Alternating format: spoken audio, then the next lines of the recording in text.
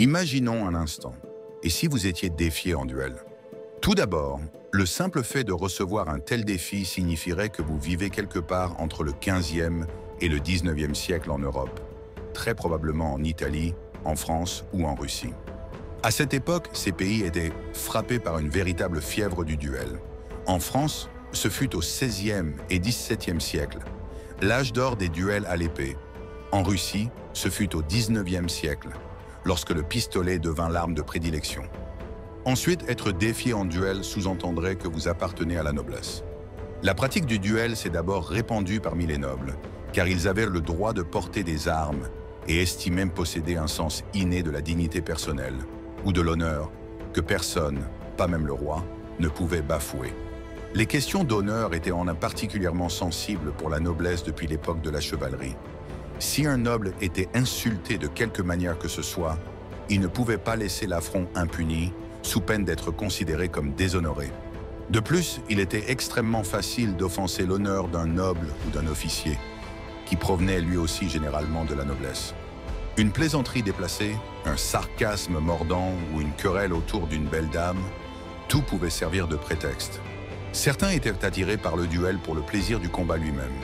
Il existait même des duellistes invétérés, les fameux bretteurs, maîtres d'armes, ayant envoyé de nombreux adversaires dans la tombe au cours de leur vie. Cependant, leur existence était souvent brève. Pour certains, le gain matériel était une motivation supplémentaire, comme les trophées pris à leurs adversaires vaincus. À l'époque de D'Artagnan et des Trois Mousquetaires, il était courant de s'emparer de l'arme du combattant défait. Il existait même des duellistes parmi les berserkers scandinaves. Bien que le terme de duelliste n'existât pas encore à cette époque, les défis en combat singulier étaient monnaie courante. Un berserker pouvait ouvertement convoiter les biens ou la femme d'un autre membre de sa tribu, le contraignant ainsi à le défier en holmgang, un duel viking, qui se soldait le plus souvent par la mort du provocateur. Ce qui nous amène à une question cruciale. Pouvait-on refuser un duel? En théorie, oui. Tout d'abord, un défi en duel ne pouvait être accepté que d'une personne de statut social équivalent. Un soldat ne pouvait pas défier un officier, pas plus qu'un paysan ne pouvait défier un noble. Si cela arrivait, le défi serait simplement ignoré, sans aucune conséquence sur la réputation de la personne défiée.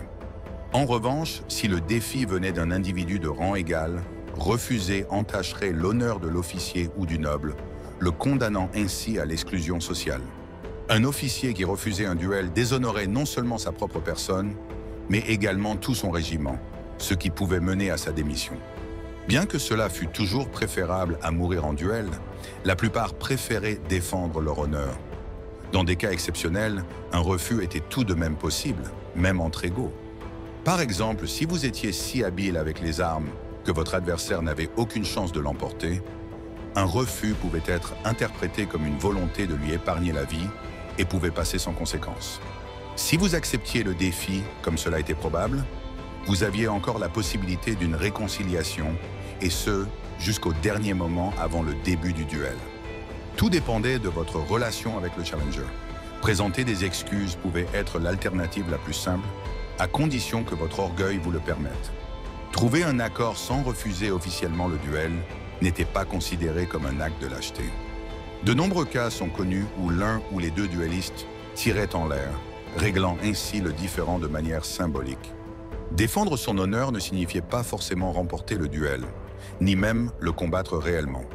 L'essentiel était de se soumettre à l'épreuve et de montrer que vous étiez prêt à défendre votre honneur au péril de votre vie. Les témoins ou seconds pouvaient aussi faciliter une résolution pacifique. Ils avaient de même la possibilité de négocier en votre nom si vous leur en donniez l'autorité. Dans de rares cas, les seconds des deux parties compliquaient les choses en se disputant entre eux, ce qui pouvait conduire à des duels non plus 1 contre 1, mais par exemple 3 contre 3. Malgré cela, il était impensable de se passer d'un second. Une fois le défi lancé, les adversaires évitaient généralement de se rencontrer. Après tout, une offense avait été commise. L'organisation et les négociations du duel se faisaient donc par l'intermédiaire des seconds. Le second avait également pour mission de veiller au respect des règles ou du code du duel, s'il en existait un. Il pouvait se porter volontaire, accepter à votre demande, ou refusé pour des raisons personnelles. Si éviter le duel était impossible et qu'aucune réconciliation n'était envisageable, vous, en tant que partie défiée, aviez un avantage, le choix des armes. À l'époque des épées, les duellistes utilisaient les armes qu'ils portaient quotidiennement. Une fois les armes à feu venues remplacer l'acier froid, des pistolets spécialement conçus pour le duel firent leur apparition. Ceux-ci étaient essentiellement à usage unique, car ils n'étaient ni testés avant, ni utilisés après le duel. L'utilisation de pistolets inconnus visait à égaliser les chances des adversaires, étant donné l'imprévisibilité d'une nouvelle arme lors d'un tir unique. Même un raté était considéré comme une tentative. Ainsi, la détermination du vainqueur était laissée à des forces supérieures, pour ainsi dire. Les pistolets militaires étaient rarement utilisés, car l'habileté du tireur jouait un rôle bien plus important. Théoriquement, cependant, le choix des armes n'était pas limité. Des duels impliquant des fusils militaires ou de chasse, des candélabres, voire des boules de billard, sont attestés, parfois avec des conséquences fatales. Les combats au couteau étaient un courant parmi les classes populaires, car il leur était interdit de posséder des armes les plus redoutables. Ces duels étaient particulièrement répandus en Espagne et en Italie. Un autre type de duel inhabituel, apparu en Amérique avant de se répandre en Europe, consistait à tirer au sort pour un suicide, une méthode extrême de règlement des conflits, garantissant la mort de l'un des participants. Ce qui nous amène à la question sans doute la plus cruciale concernant les duels. Quelles étaient vos chances de survie?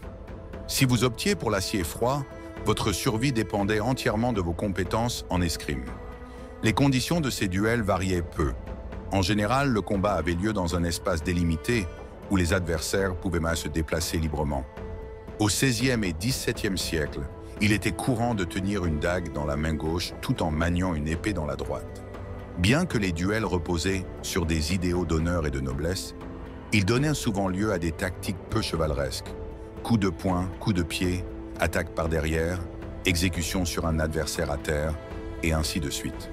Avec l'évolution des règles du duel, ces pratiques furent progressivement interdites. Lorsque les épées cessèrent d'être utilisées dans les armées régulières, les sabres ou rapières devinrent les armes privilégiées pour les duels. Au XIXe siècle, les duels à l'arme blanche se terminaient généralement à la première blessure, un médecin étant présent pour en évaluer la gravité et administrer les soins nécessaires.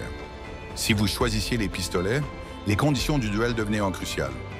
Selon la gravité de l'insulte, les adversaires pouvaient exiger une distance de tir plus réduite, parfois minimale, afin de garantir un impact.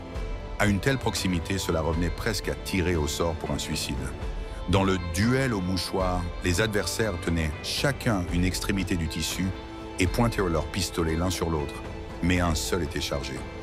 De telles pratiques étaient généralement désapprouvées par les codes du duel. Si le provocateur imposait des conditions totalement inacceptables, cela pouvait constituer un motif légitime de refus sans entraîner de condamnation sociale. En Russie, la forme de duel au pistolet la plus courante impliquait des barrières. Les adversaires commençaient à une certaine distance et avançaient sur ordre. La distance entre les barrières variait de 10 à 20 pas, mais les participants pouvaient tirer à n'importe quel moment de leur progression ou une fois la barrière atteinte. Si un duelliste tirait avant d'atteindre la barrière, l'autre pouvait exiger qu'il comble la distance avant de riposter, à condition d'en être encore capable. Si les deux adversaires manquaient leur cible, l'affaire était soit considérée comme réglée, soit les pistolets étaient rechargés selon les termes convenus au préalable. Dans la Russie tsariste, environ 10% des duels se terminaient par une blessure grave ou la mort, bien que la plupart se concluaient sans effusion de sang. Néanmoins, les duels russes étaient considérés comme d'une cruauté excessive. En Europe, le taux de mortalité lié aux duels était plus faible. Quel que soit le risque de décès, la fréquence des duels réduisait considérablement l'espérance de vie. En France, à l'apogée de la mode des duels, ces derniers étaient si courants que les nobles pouvaient s'affronter juste devant le palais royal. La scène des Trois Mousquetaires, où D'Artagnan organise 3 duels en une seule journée, reflète fidèlement l'esprit de l'époque. Armand d'Athos, qui inspira le personnage d'Athos dans le roman d'Alexandre Dumas, fut tué lors d'un duel. Un autre duelliste célèbre fut le président américain Andrew Jackson, qui échappa de justesse à la mort malgré une blessure grave, et parvint même à tuer son adversaire avec une balle logée dans la poitrine. Maintenant, supposons que la chance soit de votre côté et que vous sortiez vainqueur. Vos ennuis ne s'arrêtaient pas forcément là. Les duels étaient universellement interdits. Les gouvernements ne voulaient pas tolérer la perte insensée d'individus précieux. De plus, régler les conflits par le duel plutôt que par les tribunaux sapait la justice de l'État et remettait en cause l'autorité du gouvernement. Les contrevenants à cette interdiction encourèrent de lourdes sanctions, pouvant aller jusqu'à l'exécution. Pourtant, cela ne dissuadait pas les duellistes. Les duels se déroulaient en secret et n'attiraient généralement l'attention des autorités qu'en cas de décès, ce qui restait relativement rare. Même devant la justice, les duellistes étaient souvent traités avec indulgence. Par exemple, l'officier français Georges Dantès, qui tua le plus grand poète russe, Alexandre Pouchkine, fut simplement exilé en France. Le dernier duel mortel connu en Angleterre eut lieu en 1852 et le vainqueur ne purgea que 7 mois de prison. Heureusement, le duel est désormais complètement tombé en désuétude, et pas seulement parce qu'il reste un crime. La pratique du duel disparut finalement après la Première Guerre mondiale, quand le monde assista à tant de morts qu'il devint absurde de risquer sa vie pour un gant jeté à terre. Alors, si jamais vous êtes défié en duel aujourd'hui, souvenez-vous que le choix des armes vous revient, optez pour quelque chose de sans danger pour les deux parties.